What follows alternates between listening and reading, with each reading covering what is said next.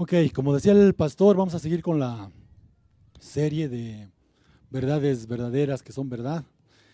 Y el tema que hoy te voy a compartir, creo yo que todo lo que hemos compartido aquí y nos han compartido, pues son, como la serie lo dice, verdad.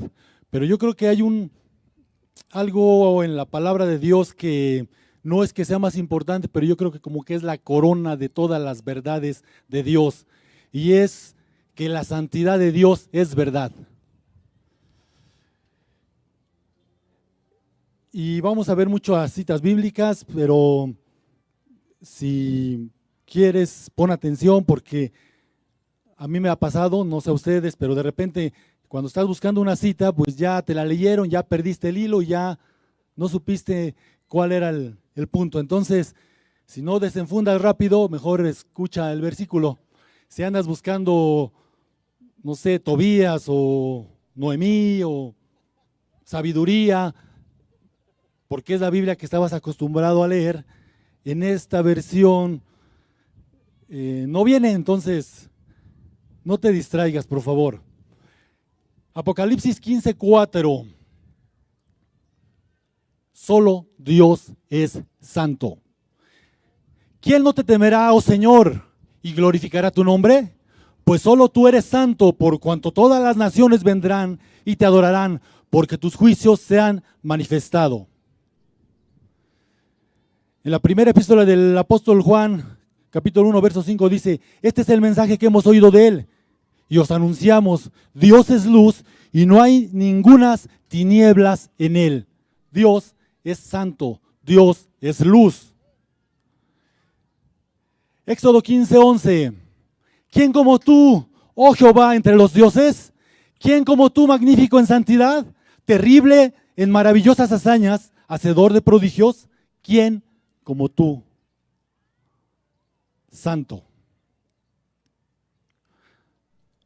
Miren, les decía que este podría ser,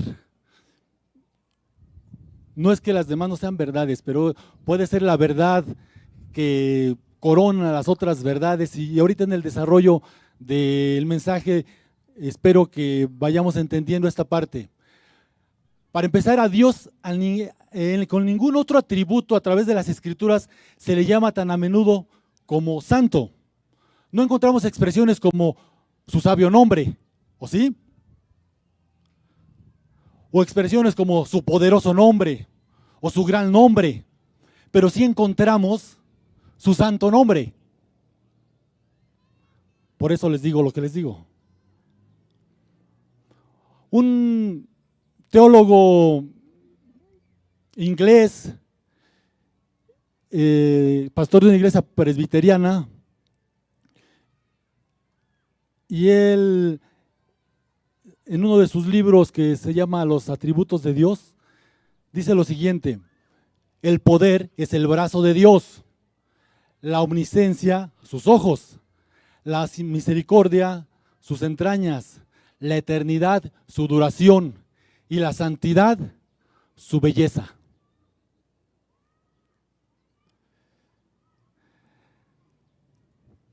La santidad, su belleza, porque es lo que embellece a los demás atributos.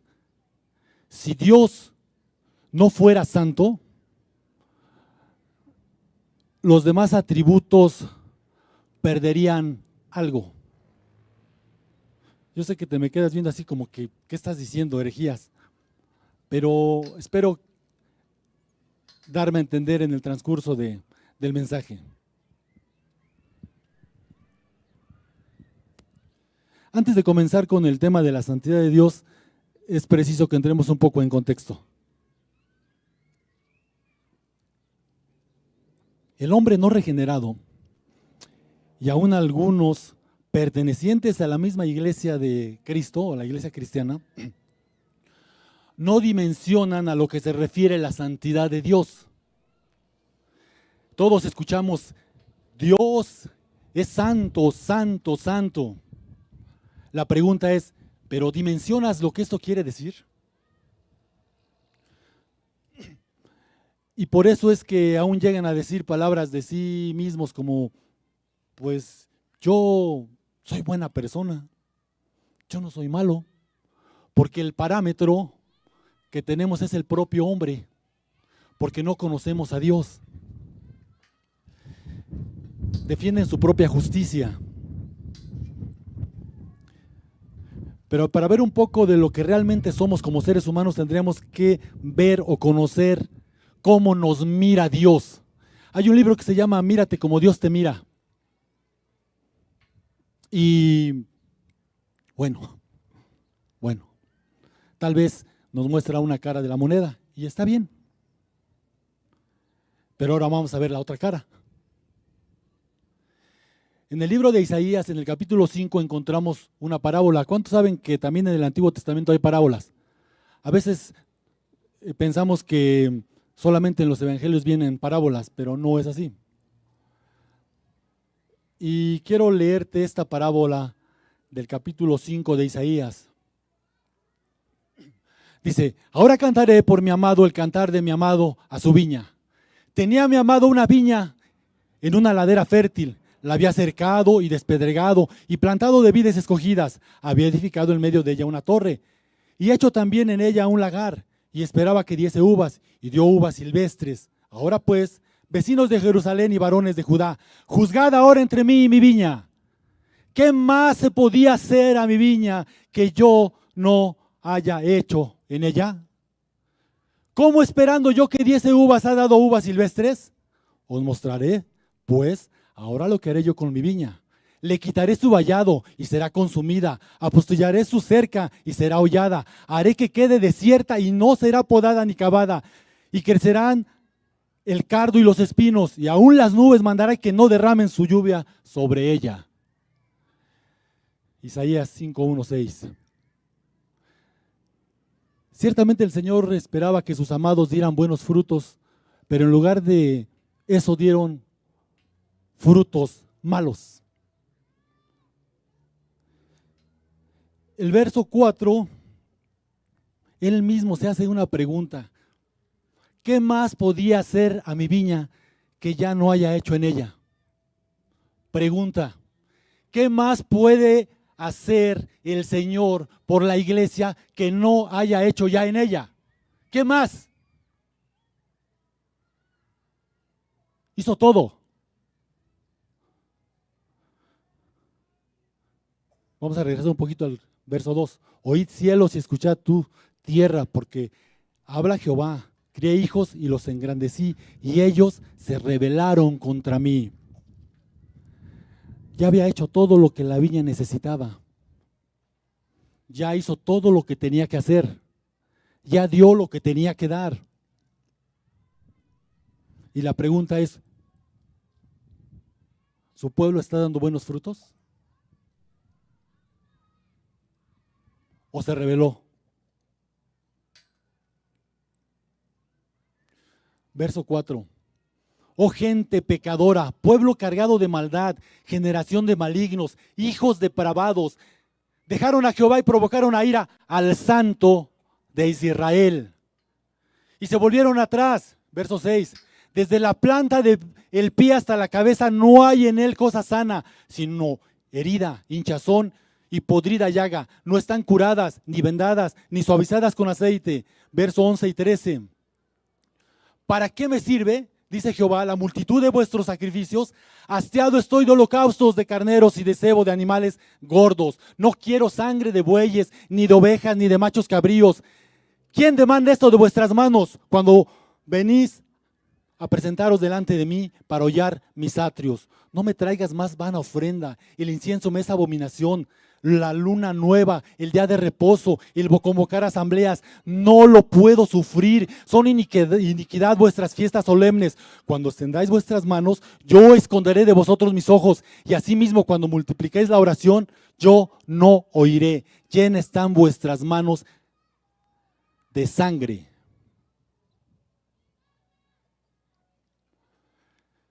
Luego en Isaías capítulo 1, verso 11, 13 y 15, el pueblo de Dios creía que con presentarse delante de Dios con sus ofrendas, sus servicios, estaban cumpliendo ya. Y ya podrían tener o incluso exigir el favor de Dios. al igual que hubo gente de este tipo en Israel, lo sigue habiendo ahorita en la iglesia. Gente que piensa que porque están prestando un servicio a Dios, que porque traen sus ofrendas, ya están cumpliendo.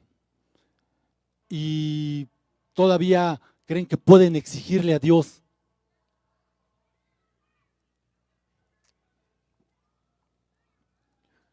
Dice el verso 15, cuando extendáis vuestras manos, yo esconderé de vosotros mis ojos. Asimismo, cuando multipliquéis la oración, yo no oiré.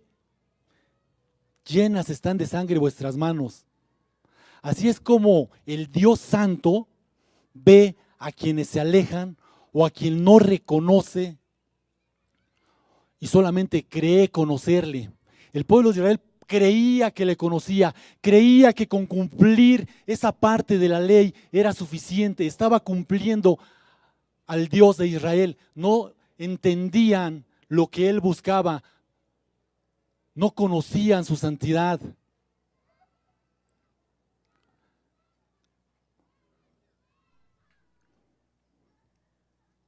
Ahora nos vamos a ir unos cuantos años más adelante,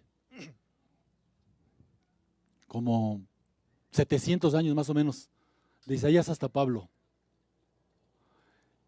En la epístola de Pablo a los Romanos,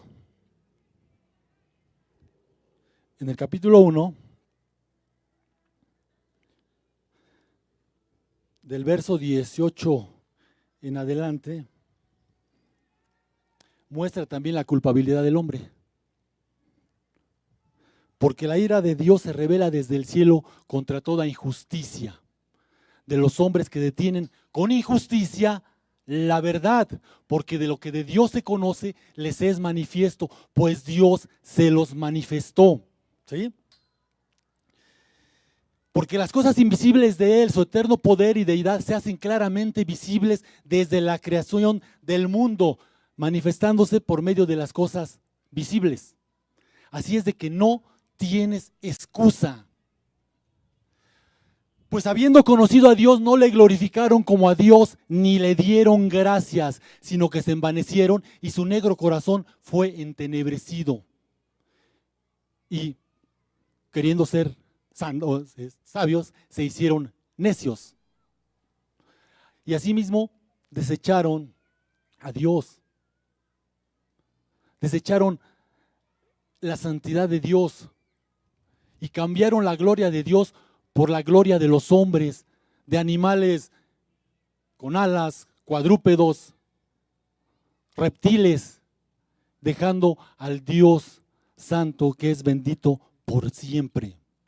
Esa es una imagen de cómo Dios ve al hombre que decide darle la espalda.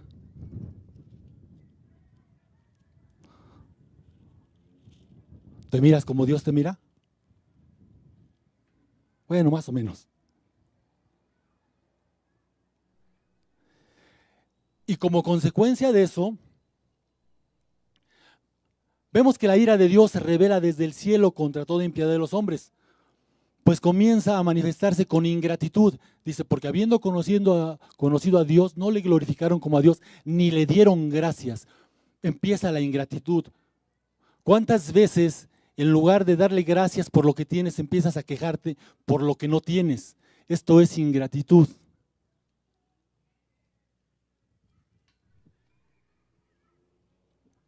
Luego sigue con la falta de reconocimiento, con soberbia y finalmente con abandono al Dios Santo.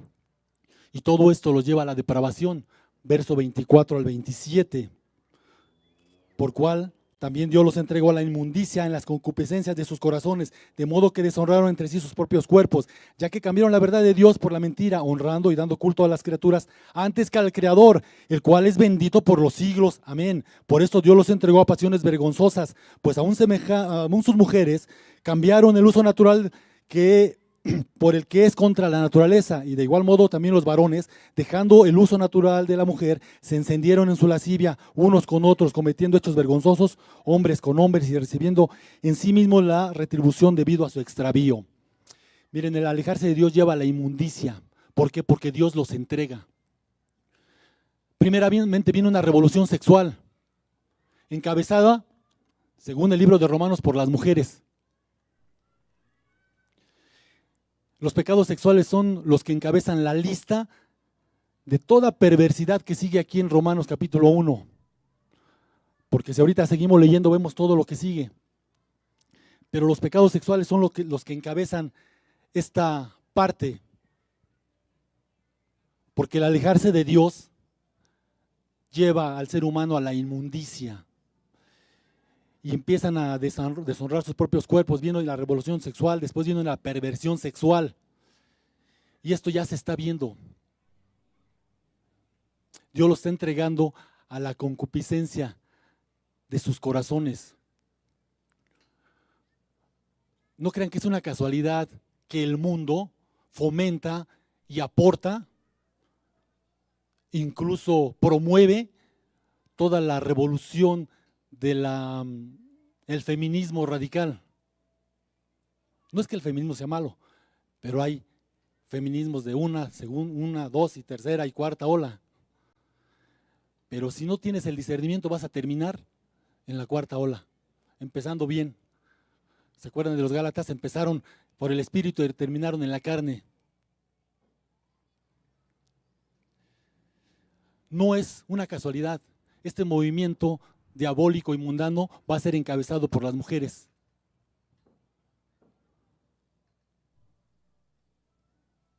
Y si no te gusta, arranca el capítulo 1 de Romanos. Después viene esa perversión y le van a seguir los hombres, y también los hombres, dejando el uso natural, se encendieron en su lascivia, hombres con hombres. Por eso el apóstol Pablo decía que todos los demás, los pecados son fuera, pero el que peca con los pecados sexuales contra su propio cuerpo, peca. Y ahora pareciera ser que el mundo está en esa carrera. Todo está sexualizado. Literatura, programas, películas, internet. Por eso les comentaba en la célula del martes a los jóvenes, hay muchos jóvenes en la célula. Les decía, ahora parece ser que es una vergüenza que los jovencitos sean vírgenes. Y viene la presión de parte de los amigos, porque ya es vergonzoso que una adolescente sea virgen.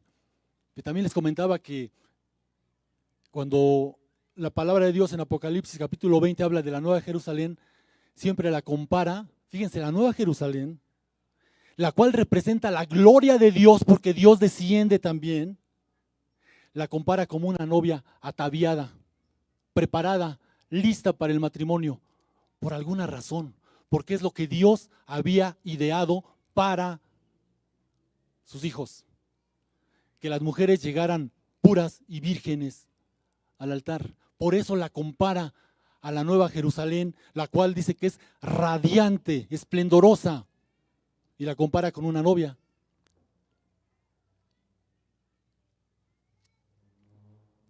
Por otro lado, a Babilonia la compara con la gran prostituta. ¿Ven la diferencia? Así, ¿qué tiene todo esto que ver con la santidad de Dios? Mucho. Y ahorita vamos a ver. Ahora que conocemos la culpabilidad y la perversión y la maldad del hombre, podemos quedar asombrados cuando vemos la santidad de Dios. La santidad de Dios es algo que solo podemos entender cuando comprendamos o aprendamos a conocerle a través de su santa palabra. Hace un rato nos citaban Juan, en la oración de Jesús por la iglesia, Juan 17:17, santifícalos en tu verdad, tu palabra es verdad. La única manera de santificarse es a través de la palabra. No hay atajos, no hay seminarios, no hay terapias psicológicas, no hay libros de superación personal. La única manera de santificarse es a través de la palabra de Dios. Jesús ora de esta manera: Padre, santifícalos en tu verdad, tu palabra es verdad, porque la palabra de Dios es la plomada y la palabra de Dios es lo único que podemos o con la que podemos entender la santidad de Dios. No puedes entender su santidad si no conoces a Dios. No puedes conocer a Dios si no conoces su palabra. La santidad de Dios es algo que se canta en los cielos. Salmo 34, cantar a Jehová vosotros, sus santos, y celebrad en la memoria de su poder, de su deidad, de su santidad.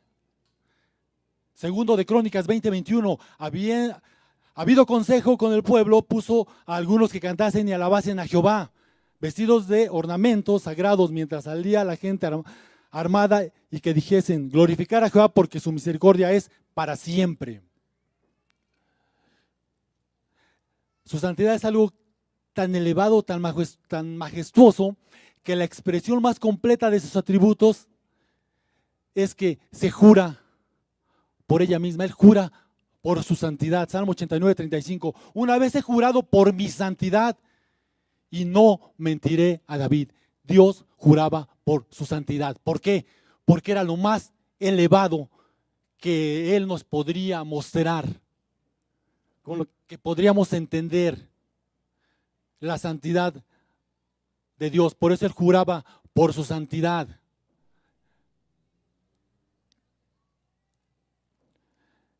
La santidad de Dios es algo que tenemos que entender para que la iglesia también sea una iglesia santa. Escuchaba una historia de un ateo. Y fíjense lo que este ateo decía en su afán de esgrimir argumentos contra Cristo. ¿Saben qué dijo este cristiano? Este ateo, no recuerdo su nombre. Él decía, porque Cristo, hasta Cristo en algunos momentos, no era tan cristiano. O sea, sí, así también yo hice mi cara cuando lo escuché. Porque Cristo en algún momento tampoco se comportaba como un cristiano. Parece paradójico, pero está tratando de decir que un cristiano tiene que tener un estándar elevadísimo. Y aún a Cristo, que es la máxima expresión de la santidad para un cristiano, decían, pues Cristo algunas veces no se comportó como cristiano. Digo, es un ateo, pero si reflexionas esto, dices, wow, o sea que el estándar de un cristiano está muy por encima de lo que nosotros podríamos imaginar. ¿No es así?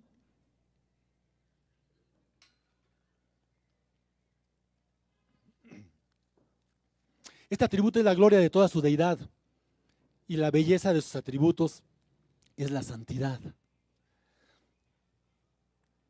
¿Por qué la belleza de sus atributos es la santidad? Miren, nosotros vemos historias, si estudias teología no cristiana, ves los atributos de otros dioses. Y otros dioses son eternos, son omnipotentes, omniscientes, y no es que lo sean, sino la gente que se creó esos dioses así los identifica. Poderosos, así los percibe. Poderosos. Pero no hay un solo Dios de ninguna de las culturas que sea un Dios santo. ¿Y saben por qué? Porque son dioses hechos a su imaginación y la imaginación del ser humano no cabe la santidad. Salmo 110:3 dice, tu pueblo se te ofrecerá voluntariamente el día de tu poder, en la hermosura de tu santidad. Desde el seno de la aurora tienes tu rocío de tu juventud. Salmo 105:42, porque se acordó de su santa palabra dada a Abraham, su siervo. Su santa palabra. ¿Cuál es su santa palabra? El verbo se hizo carne, ¿verdad? Y habitó entre nosotros y vimos su gloria. Salmo 103:1, bendice alma mía Jehová y bendiga todo mi ser su santo nombre. Salmo 98:1, cantad a Jehová cánticos nuevos, porque ha hecho maravillas, su diestra lo ha salvado y su santo brazo. La santidad de Dios se manifiesta en su ley. Salmo 19:8, los mandamientos de Jehová son rectos, que alegran el corazón. El precepto de Jehová es puro, que alumbra los ojos. Su ley manifiesta su santidad, Romanos 7:12. De manera que la ley a la verdad es santa y el mandamiento santo y justo y bueno. La palabra santo significa apartado. Si tú vas a la escuela de crecimiento, ya pasaste por el módulo 3, vas a ver que lo que es santidad y santificación habla de dos vertientes, santidad posicional y santidad ética y moral. Aquí abarca las dos porque el Dios está aparte y además ética y moralmente Él es irreprensible. Entonces, como la palabra, la ley de Dios es santa y manifiesta su santidad, por lo tanto la ley prohíbe todo lo contrario a los principios morales y éticos establecidos por Dios. Prohíbe todo lo contrario a la moralidad de Dios. En pocas palabras, condena al pecado en todas sus modalidades, tanto en las más refinadas, por decirlo de alguna forma, como las más grotescas. Porque hay pecados que pareciera ser que son refinados, ¿no?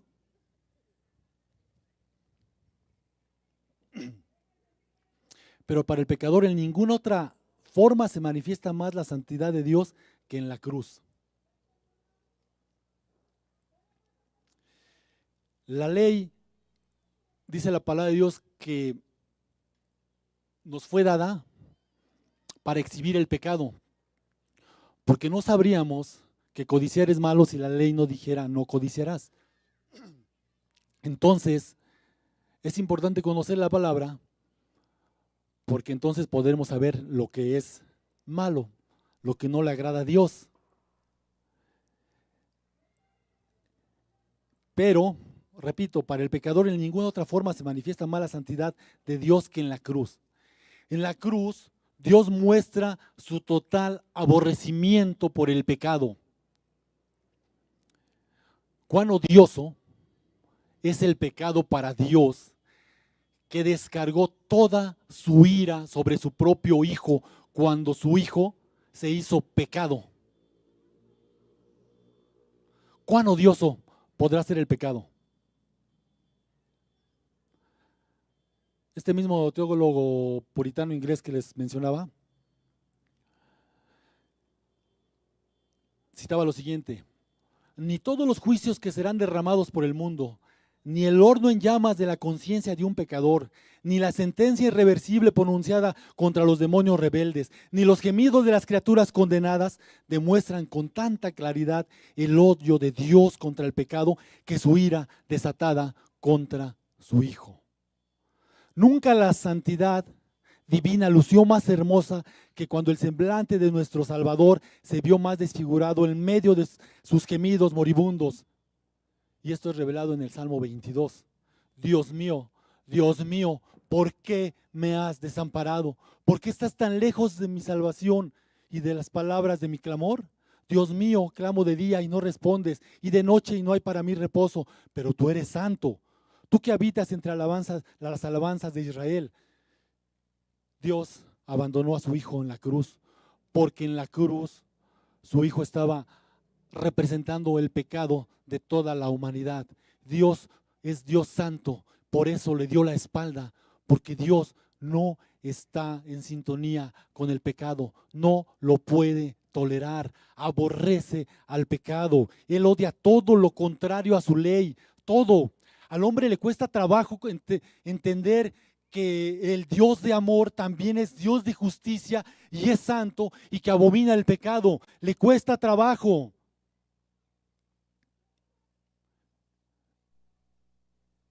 Y hay cosas que nos causan cortocircuito que nos cuesta trabajo entender y mucho más aceptar, pero la palabra de Dios es contundente, porque Jehová abomina al perverso, mas su comunión íntima es con los justos. Proverbios 3:32. Abominación son a Jehová los pensamientos del malo, mas las expresiones de los limpios son limpias. Proverbios 15:26. Miren, Dios debe castigar al pecado, porque Dios es un Dios justo. Dios es un Dios santo y su santidad se manifiesta en su justicia.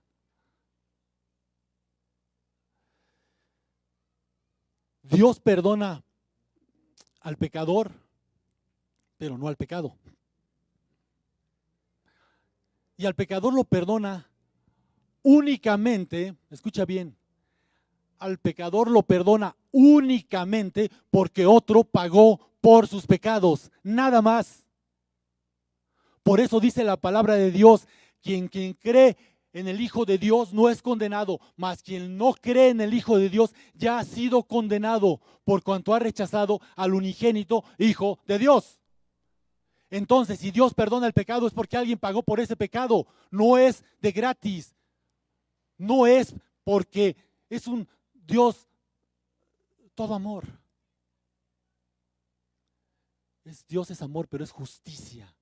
Mirad la bondad y la severidad de Dios. Romanos 11. Dios no perdona al pecador si alguien no ha pagado por su pecado. Hebreos 11:22. Y casi todo es purificado según la ley, con sangre, y sin derramamiento de sangre no hay remisión.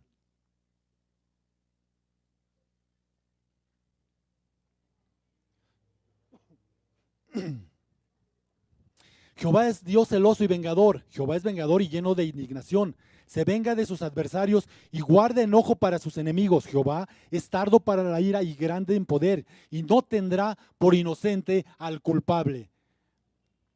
Jehová marcha en la tempestad y el torbellino, y las nubes son el polvo de sus pies. No tendrá por inocente al culpable. Nahum, capítulo 1, 2 y 3. Ay, perdón, se me secó la garganta mucho.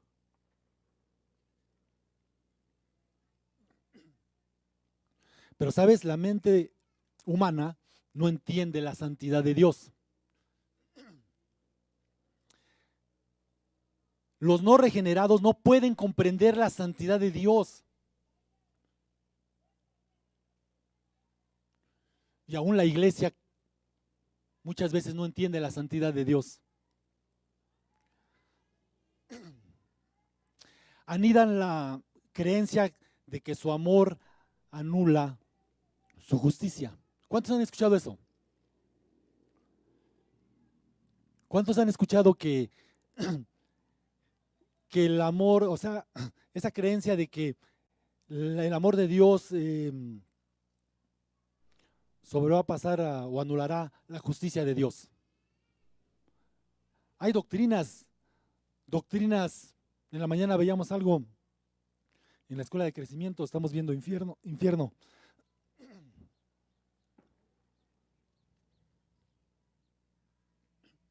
Han surgido doctrinas como el universalismo, que dicen que Dios no va a condenar a nadie, que al final los va a perdonar.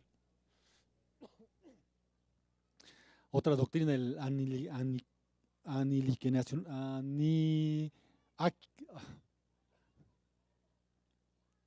aniquilacionismo, parece trabalenguas, que Dios va a destruir al impío y simplemente va a dejar de existir. No es cierto, hay un juicio para el pecador después de la muerte. Hay un juicio eterno, hay un infierno eterno. Van a predicar sobre el infierno. Y entonces los no regenerados no pueden comprender la santidad de Dios y anidan la creencia de que su amor anulará la justicia. Salmo 50, 21 dice, estas cosas hiciste y yo he callado. ¿Pensabas de cierto que yo sería como tú? Pero te reprenderé y las pondré delante de tus ojos. ¿Sí? El hombre piensa que Dios piensa como nosotros. Isaías 55 dice que sus pensamientos son más altos que nuestros pensamientos y sus caminos más altos que nuestros caminos. Ellos imaginan un Dios, inventan a un Dios de acuerdo a qué, a su propia maldad. Y desde la antigüedad hasta nuestros días, nunca ha habido un Dios que se le atribuya el carácter de la santidad. No lo ha habido ni lo habrá. Todas las culturas de todas las edades se han formado dioses de acuerdo a sus mentes retorcidas y depravadas. Por eso todos los dioses paganos estaban íntimamente relacionados sus cultos con la perversión sexual y con la hechicería, con el sacrificio humano. Invariablemente así eran. La propia idea del pecado lo lleva a minimizar al pecado, al hombre no regenerado, al no nacido de nuevo o al que anda en rebeldía. Porque no solamente es el hombre no regenerado, es la iglesia que está en rebeldía. Muchos dicen, entonces, que entonces no son nacidos de nuevo, no son hijos. Sí, hay muchos hijos de Dios en rebeldía. La primera carta a los Corintios, el apóstol Pablo dice, porque hay entre vosotros tal fornicación que ni aún se nombra entre los gentiles, tanto que alguno tiene la mujer de su padre. Yo les digo que lo entreguen a Satanás para que su alma no se pierda. Este era un hijo de Dios. Y muchas veces, aún los nacidos de nuevo, no les importa la santidad de Dios. Y minimizan al pecado. Y le cambian el nombre. Hay muchos nombres para el pecado. Ponle el que quieras. Errores. Cometí un error. Desliz. Identidad. Autopercepción. Excusas. ¿Sí o no?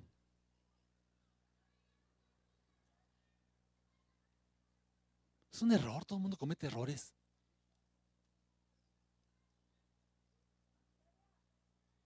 Y en el peor de los casos le llaman crimen. Pero la Biblia le da un nombre. ¿Por qué es tan difícil aprenderse ese nombre? ¿Cuál es el nombre que la Biblia le da?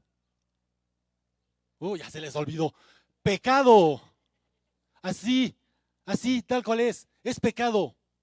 No es desliz, no son malos hábitos, no es falta de identidad, no es enfermedad. Porque el alcoholismo es una enfermedad progresiva y mortal. Porque los marihuanos anónimos tienen que buscar ayuda porque están enfermos. Las adicciones. ¿No? Los malos hábitos. Es que yo tengo el mal hábito de llegar tarde a todos lados. Eso se le llama pecado. Pecado. No hay más. Y ese pecado te lleva a mentir. Tristemente, es que no pasaba el transporte, es que no se levantaba mi marido, qué sé yo, echándole la culpa a todo mundo. O sea, qué manera tan sutil de llamar al pecado. Y el Dios de la mayoría, incluyendo al de los cristianos, es un Dios indulgente. Es la imagen que se tiene. Un Dios, un viejito bonachón, que se pone muy triste cuando pecas, ¿verdad? Es que se pone muy triste cuando alguien peca. No le gusta el pecado, pero disimula ante el pecado. Ese viejito bonachón disimula ante el pecado porque pues, son mis hijos. Lo acabamos de leer. ¿Acaso piensas que sería como tú? Nada más lejos de la realidad que esto. pues Él es santo y aborrece al pecado y no tolera al pecador. Está airado con el pecador. Salmo 5:5, los insensatos no estarán delante de tus ojos. Aborreces a todo al que hace iniquidad. La palabra iniquidad es otro nombre dada al pecado. ¿Qué parte no se entiende de aborreces a todos los que hacen iniquidad? Salmo 7:11, Dios es juez justo y Dios está airado contra el impío todos los días.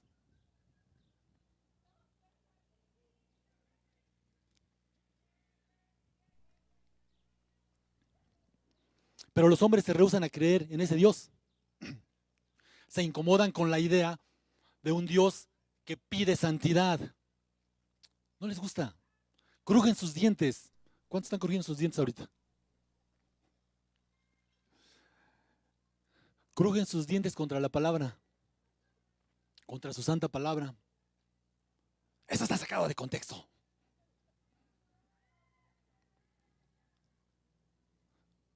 Pero si no conoces la palabra, no conoces a Dios. Y si no conoces a Dios, no podrás idear a un Dios santo, que odia al pecado, que aborrece al pecador, que no importa cuántas buenas obras crees que hagas, cuántas ofrendas traigas, cuánto servicio prestes.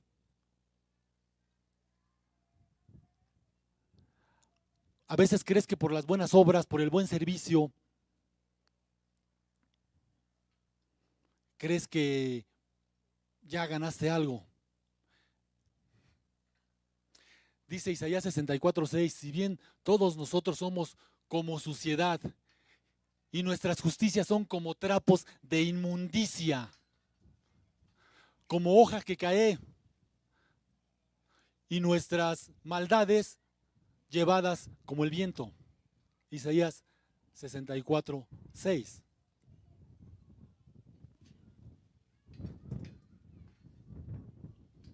Ya casi terminamos. ¿Será el hombre más justo que Dios? ¿Será el varón más limpio que el que lo hizo? He aquí en sus siervos no confía y notó la necedad en sus ángeles. ¿Cuántas veces hemos oído? Es que Dios confía en ti, ¿verdad? Dios confía en ti. ¿De dónde sacan eso? No sé. Pero dice que ni aún en sus ángeles confía y aún los cielos no son limpios delante de él. Job 15:15. Pero en sus ángeles no confía, pero en ti sí.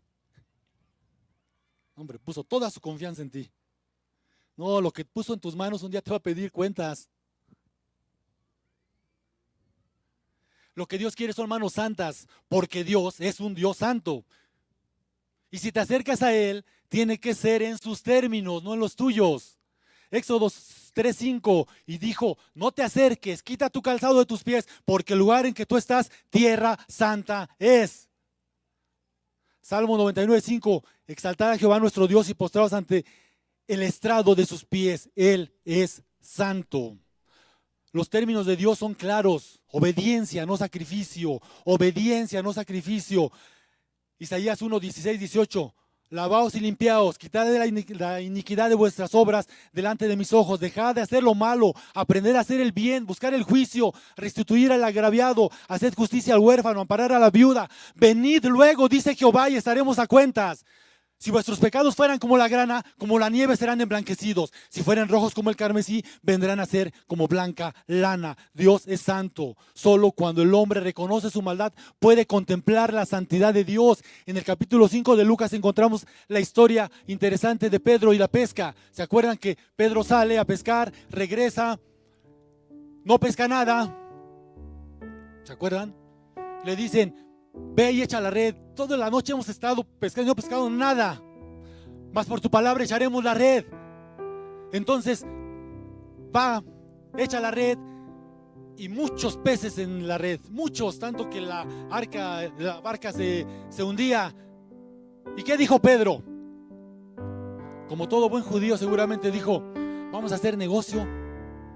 Ven cada 8 días, tú me mandas, yo saco peces y vamos de a mitad. Como todo buen judío, sabía hacer negocios, me imagino. ¿Sí le dijo así? En el verso 8 del capítulo 5 dice: viendo esto, Simón cayó de rodillas ante Jesús diciendo: apártate de mí, Señor, porque soy hombre pecador. Cuando alguien ve la santidad de Dios, no puede hacer otra cosa más que postrarse y reconocer su maldad. Y él le dijo: apártate de mí, porque soy pecador.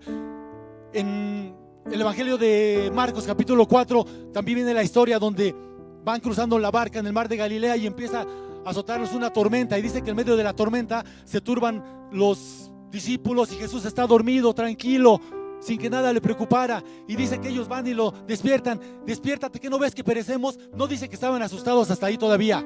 Él se levanta y reprende a las tempestades, y entonces ellos dicen que se aterrorizan cuando ven eso y dicen: ¿quién es este que las propias vientos le obedecen? Se aterrorizaron porque sabían que estaban delante del Santo de Israel.